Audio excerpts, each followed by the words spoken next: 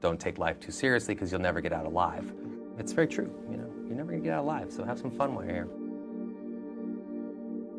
I read that you were actually supposed to be in college and you moved to LA without your parents knowing. Is that true? I was supposed to be at Kwantlen University in British Columbia, Canada, and I did go there for 45 minutes and said nope, and I left. I moved to Los Angeles to get into improv comedy. I just thought, I'm gonna go do this thing and I'm gonna give it a year. And if it works, great. If it doesn't, I'll go back to school, get a degree, and go join the workforce. Did your parents find out when they saw you on TV, or did you? No, it was about 6 weeks into my trip in Los Angeles, and I called them and said, hey, I'm in Los Angeles, I'm not in school. My father hung up on me, and then my mom called me back, and she was always kind of the voice of reason, and then, my father sort of came around.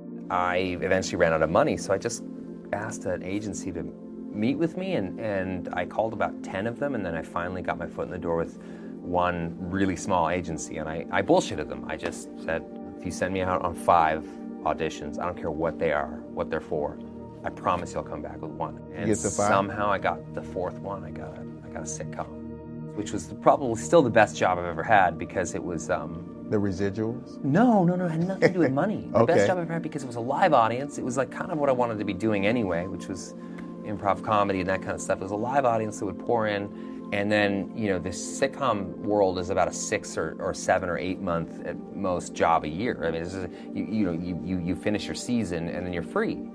So I loved it because I would just go travel. I would go backpacking all over the world, and I would do all these sort of things. I think I really spent that money that I made wisely at the time. I got to see the world and have experiences. So everything that happened to me is sort of in aggregate kind of way. It was very sort of slow and steady. So I'm grateful for that kind of momentum being very, very sort of snail's pace as opposed to like a rocket ship, because I've watched so many people in this industry come and go in various tragic ways and that sort of thing. And fame is a weird animal to deal with, I think, for anybody. So for me, it happened so slowly that it's sort of like getting into a bath over the course of a year.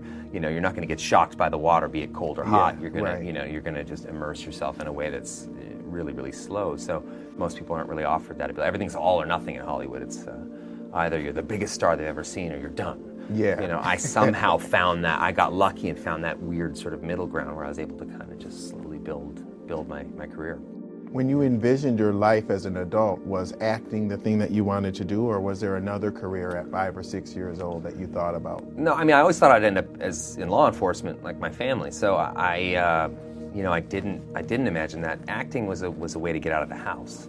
It wasn't really like a passion when I was a kid. It was something that I was already doing at home, to survive. So Right. you kind of, I noticed when I was a kid, making people laugh was a great self-defense mechanism. It really helped me kind of navigate my way through my own home. It was a means to an end. It was just a way to get out of the house, and I could act. I didn't necessarily want to. I just knew I could.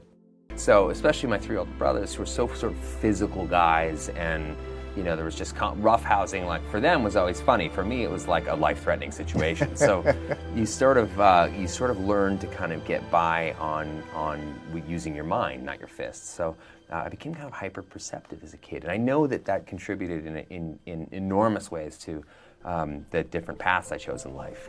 Particularly show business and that sort of thing. I was able to kind of constantly mimic people or watch people and look for tiny signs and big signs of danger.